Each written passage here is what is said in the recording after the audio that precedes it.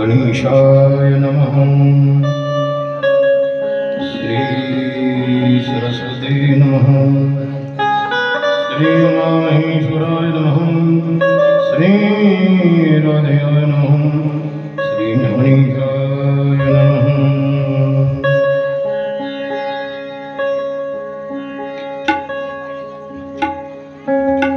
ओंकारविंदधनियुक्तम्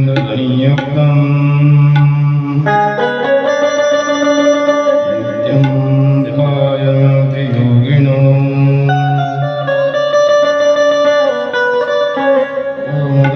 मोक्षदं चैव ओंकाराय नमो नमः। गौरगौरं करुणावतारम् संसारसारं भुजगेन्द्रहारं सदा वसन्तं हृदयारविन्दे श्रीदं नमामि। इदं पुनर्मितस्तकं त्रिकलमेव ये सदा पठन्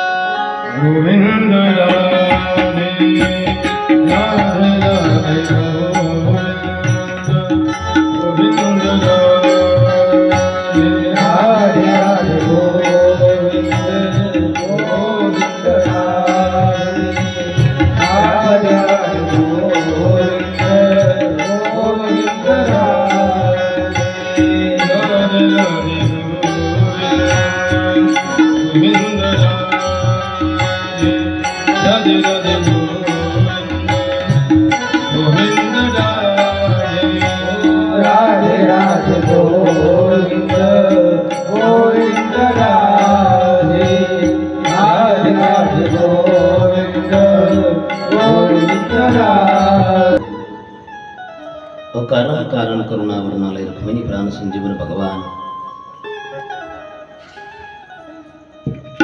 पंढरीनाथाच्या असीम कृपेने चराचरामध्ये वास्तव्य करणारी भगवान परमात्म्याची चित्शक्ती जगन्माता मुक्ताईच्या परम आशीर्वादाने पुण्य सलीला ताप्ती मातेच्या तीरावर वसलेल्या वैकुंठवासी झेंडूजी महाराज बेडेकर या परंपरेतील सर्व महात्मे वैकुंठवासी गुरुनामगुरु जगन्नाथ बाबा अंधाळेकर, सद्गुरु मोठे बाबा, नथुसिंग बाबा अशा अनेक महात्म्यांच्या चरणधुलीने पावन झालेली आपली श्री क्षेत्र भुसावळ नगरी आणि या नगरीमध्ये प्रभू रामरायाच्या तथा हनुमंतरायाच्या पावन सानिध्यामध्ये आपलं शिवसैनिक मित्रमंडळ आयोजित अखंड हरिनाम संकीर्तन तथा स्कंद पुराण ज्ञानयज्ञ सोहळा आज आपल्या कथेचा कार्यक्रमाचा कितवा दिवस? चौथा दिवस, सेंटर पॉइंट ऑफ दी सप्ताह. बरोबर आहे ना? इथून आपला सप्ताह अर्धा.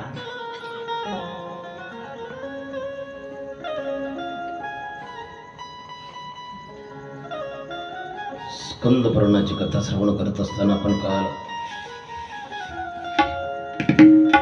ब्राह्मखंडाच्या अंतर्गत काही कथा पाहिल्या. पुढचा जो खंड आहे या खंडाचं नावच आहे काशी खंड. याचे दोन भाग आहेत, पूर्वार्ध आणि उत्तरार्ध. आणि काशी खंड म्हणजे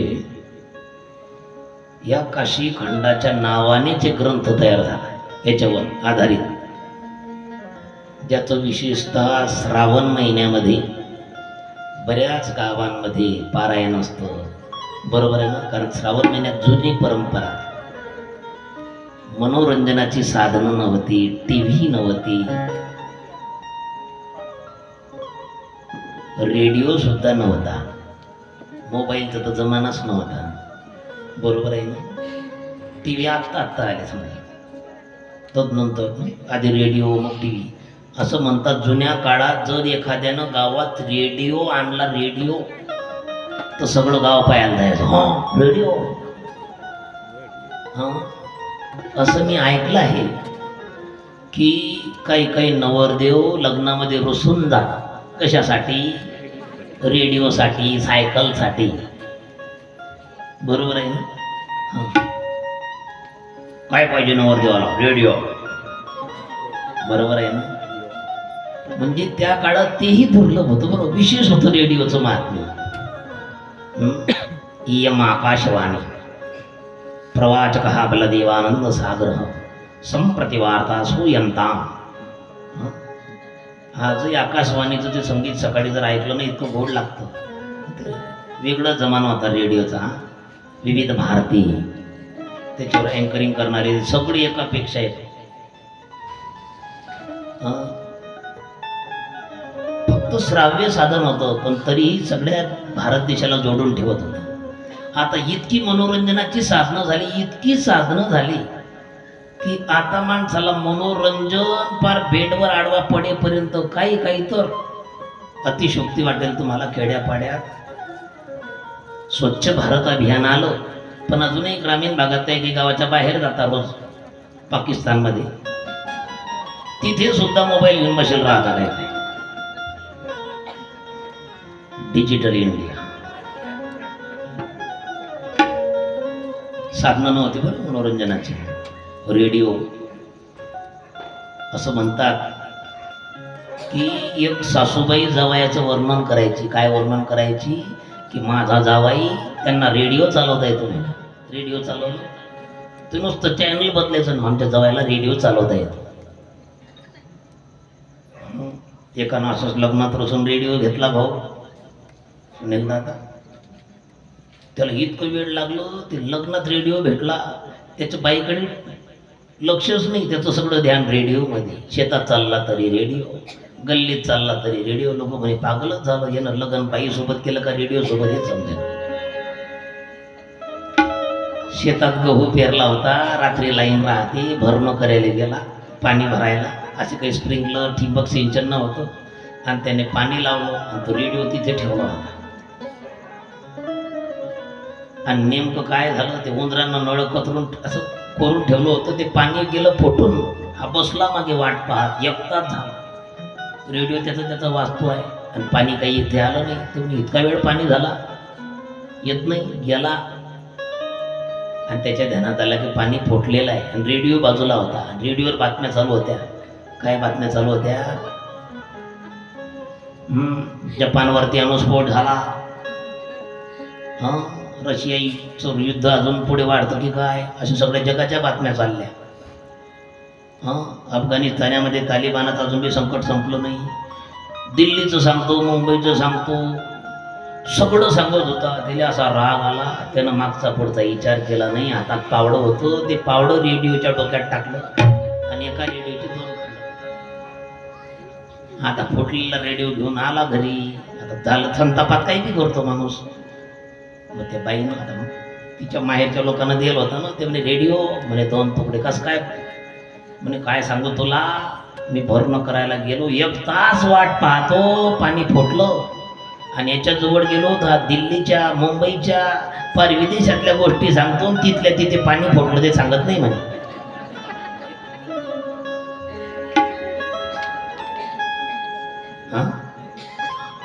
साधनं नव्हती. आपण बाजूला कुठे गेलो, श्रावण महिन्यामध्ये विशेषतः 1 महिनाभर पोथी लावल्या जायची. अजूनही काही गावामध्ये ती परंपरा कायम आहे बरं. श्रावण महिन्यात काही माणसं होतात. मी काय सांगलं, श्रावण महिन्यात काही माणसं, तसं मार्गशीर्षीमध्ये काही माऊली बंधन घालता. हे देवाचा महिना आहे बरं, चांगलं. हां, इकडे तिकडे रविवार भिवार, आज रविवार आहे ना, सांगणं पडतं माणसांना. काशीखंड सुंदर ग्रंथ आहे. त्याची निर्मितीचं मूळ स्त्रोत पहिला तर स्कंद पुराण आहे. या काशी नगरीच्या बाबतीमध्ये सगळ्या जगाला कुतूहलेवर काशी क्षेत्र असं आहे. कारण जगामध्ये कुठेही काही झालं, प्रलय झाला जगाचा, पण काशी क्षेत्राचा प्रलय कधीच होत नाही. का होत नाही? कारण ती नगरी महादेवाच्या त्रिशूळावर स्थित आहे. वरदान आहे त्या नगरीला. प्रलय काळामध्ये महादेव पार्वती तिथे निवास करतात. कायम निवास आहे महादेवाचा. म्हणून एकटी ती नगरी अशी आहे. मोक्ष देऊनी उदार काशी असे कीर, परी वेचणे लागे शरीर ती गावी. आजच होई गेली ज्ञानेश्वरीमध्ये पारायणात. मोक्ष देऊनी उदार काशी असे कीर, परी वेचणे लागे शरीर ती गावी. जर तुम्ही काशी क्षेत्राच्या पंचक्रोशीमध्ये तुमच्या जीवनाचा अंतिम श्वास घेतला, म्हणजे तुमचं शरीर जर काशीत पडलं, ते कोणीही कारणानं पडू द्या, त्या मरणाऱ्या जीवाला मोक्ष प्राप्त होतो. म्हणजे मरायचं असलं तर कुठे मारायचं? मग काशी. म्हणून काय मालूम कुठून आलं ते म्हणून लोक म्हणतात काय काशी कर. काशी हे सामान्य नाही. तुमच्या माहितीसाठी सांगतो, आपल्या देशामध्ये परिवर्तनाचं जे वारं सुरू झालं 2014ची निवडणूक, सध्या भारत देशाचे विद्यमान प्रधान सेवक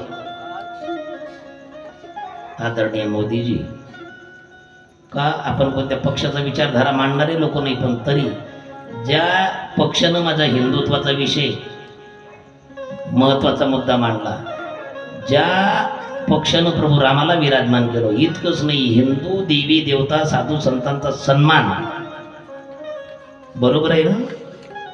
गर्व से कहो हम हिंदू आहे असं आता म्हणण्याचं अभिमान वाटतो कधी कधी. एक काळ असा होता की आपल्या भारत देशामध्ये साधारणतः स्वातंत्र्याच्या पूर्व काळामध्ये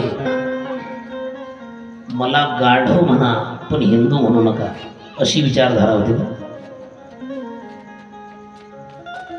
चला, महत्वाचा मुद्दा की त्यांनी ज्या वेळेला त्यांचं नामांकन केलं, नॉमिनेशन, कोणत्या नगरीतून निवडणूक लढवली?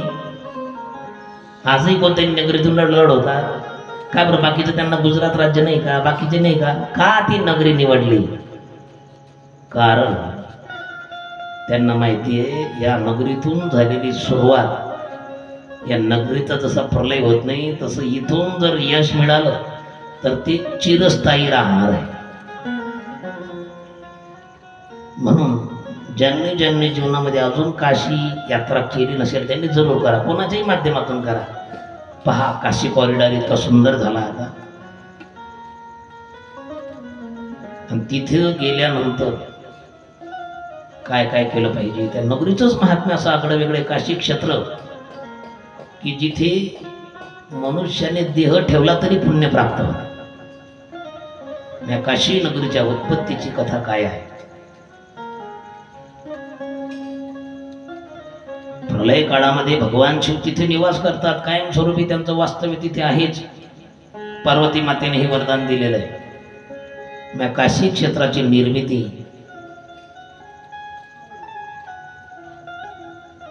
का करण्यात आली? काशी हे जी शहर आहे हे तीर्थक्षेत्र द्रोणार्थ नावाच्या पर्वतावर स्थित आहे. कोणता पर्वत आहे तो? द्रोणार्थ. हा द्रोणार्थ कोण आहे? Dronarth is son of Dronagiri. Dronagiri पर्वत माहिती आहे ना? हा, द्रोणागिरी आपण कालही त्याचं श्रवण केलं थोडंसं. समजा बऱ्याचदा आपण श्रवणामध्ये येतो. द्रोणागिरी नावाचा पर्वत कुठे होता? हिमालय. हिमालय पर्वतावरती असलेला एका द्रोणागिरी नावाचा भाग हनुमंतरायानं उचलून आणला होता. कशासाठी? हा, लक्ष्मणाला काय लागलं होतं? शक्ती लागली होती. आणि रावणाच्या नगरीमधला सुषेण नावाचा वैद्य त्याला रातोरात उचलून आणलं. लक्ष्मणाला चेक करण्यात आलं, नाडी परीक्षण. बरोबर आहे ना. आयुर्वेद शास्त्र आजही तेवढं पॉवरफुल आहे, फक्त करणारे पाहिजे. आपल्या या मानवी शरीरामध्ये किती नाड्या आहे? सगळ्या एकूण नाड्या हा बरोबर मावशीचं पाठवत आहे सगळं, काही बी विचार.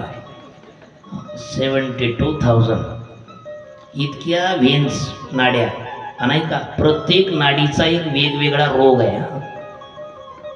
एका नाडीला एक रोग गिफ्टमध्ये आलेलाच आहे. तो कोणाच्या शरीरामध्ये कोणत्या नाडीचा प्रकोप झाला आणि तो रोग कसा उपाडून येईल. जुन्या काळामध्ये इतका शिक्षणाचा प्रचार प्रसार नव्हता, डॉक्टर लोकही कमी होते. खेड्यापाड्यात एकच डॉक्टर आहे, पण तोच डॉक्टर दाताचा, तोच डॉक्टर पोटाचा, तोच डॉक्टर डोक्याचा, तोच डॉक्टर सगळं काही, ऑल इन वन. एकच डॉक्टर इलाज करायचं तरी सगळ्यांना आराम पडायचा. आता केसाचा आल्ला, डोळ्याचा आल्ला, नाकाचा आल्ला, घशाचा आल्ला, हाताचा आल्ला, पायाचा आल्ला, अलग अलग अलग वेरियस टाइप्स ऑफ डॉक्टर्स. का? क्योंकि सायन्स अब प्रगत हो रहा है. इतके डॉक्टर आले तरी सुद्धा मला सांगा, रोग थांबले का? तुम्ही एखाद्यावर मेडिसिन शोधून आणा, लगेच दुसरा येतो अपडेट. जसं रोग बी अपडेट व्हायला लागले, मोबाईल कसा अपडेट आहे तसे नवीन नवीन रोग यायला लागले. कोरोना गेला, कोरोनानंतर दुसरा व्हेरियंट आलाच. अजूनही जग सुटलं नाही बरं. कोणत्या वेळेला कोणाचा प्रकोप वाढून जाईल, कोणती नाडी शरीरामध्ये आपला प्रकोप दाखवेल, आणि याचा सगळाच विचार आयुर्वेद शास्त्र करते.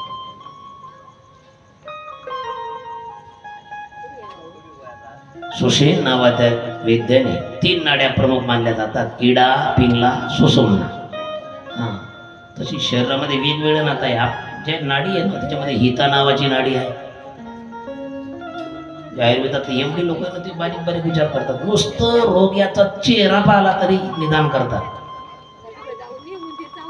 उंदीर चावता माय,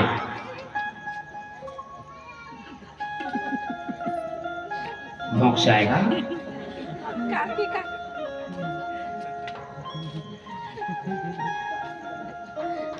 गोपाल कृष्ण भगवान की जय. चला, आपण दुसऱ्या दिवशी कथा श्रवण करत असताना त्या बर्बरीक नावाच्या कटोत्कचाच्या मुलाने वैष्णवी महामायेची साधना केली. अपराजिता नाव आहे तिचं. त्या अपराजिता साधनेमध्ये जी महाविद्येचे प्रयोग आहेत, वेगवेगळे 84 प्रयोग मानले जातात महत्वाचे. महाविद्या तंत्रमंत्र साधना करणारी, आणि त्या महाविद्यामध्ये सुद्धा वैद्यक शास्त्राचा विचार आहे. म्हणजे 84,000 वेगवेगळे प्रयोग आहे कशाचे? इलाज करायचे. मी माझ्या डोळ्याने एक प्रयोग पाहिला, तुमच्यापर्यंत सांगतो. फक्त डोकं ठिकाणा ठेवून आहे का, त्याचा वेगळा अर्थ घेऊ नका. मी असा इलाज करताना एक महात्म्याला पाहिलं की रोगी 500 किलोमीटर लांब आहे. किती किलोमीटर? फोनवर इकडं स्वामीजी बसलेले आणि त्यांना फक्त रोग्याचं मानचित्र काढलं, आणि चित्र काढल्यानंतर सांगितलं काय त्रास होते, आणि जो पॉईंट सांगितला त्या पॉईंटवर त्यांना हाताच्या पेनानं फक्त 3दा प्रेस केलं. 1 2 3. तर तिथे त्याच्यावरती क्रिया सुरू झाली आणि त्याला रिलीफ झाला. हे मी माझ्या डोळ्यानं पाहिलं. तुम्ही महाराज काही बी सांगता का? कारण ही जी गोष्ट अनुभवाची आहे, हे तंत्रविद्या प्रयोग आहे. कोणी लोक मानत नाही काही नाही, पण ही साधना आहे महाविद्येची. ज्यांना सिद्ध केली त्यांच्या बाबतीत हे करू शकतात. आणि ते आयुर्वेदाचार्य पण आहे. ते म्हणे हे जे प्रयोग आहे भारतामध्ये आजही विद्यमान आहे, पण ते गुप्त पद्धतीने. म्हणून कॅन्सरचा इलाज केमो करून करून थकले की लोक कुठे जातात आहे ना. बरेच ठिकाणे असे, कोणी कत्ते मासळी गिळ्याला लावतात दक्षिण भारतात आहे. वैद्यक शास्त्रामधले अनेक, आज आपण ज्ञानेश्वरी ग्रंथाचं पारायण करताना आयुर्वेदाचं जीवा कारणे करावा जीव घातो. एखाद्या झाडाचं मूळ आणायचं म्हणजे झाडाला नष्ट करायचं आणि आपला रोग थांबवायचा. म्हणून आयुर्वेदाला वेदांचा भाग मानला, पण तेवढं महत्व का दिलं नाही? कारण तो घातपात करायला सांगतो. बरेच असे रोग आहे, ते रोग दुसऱ्या कोणाचा तरी घात करून मग त्याला इलाज केला जातो.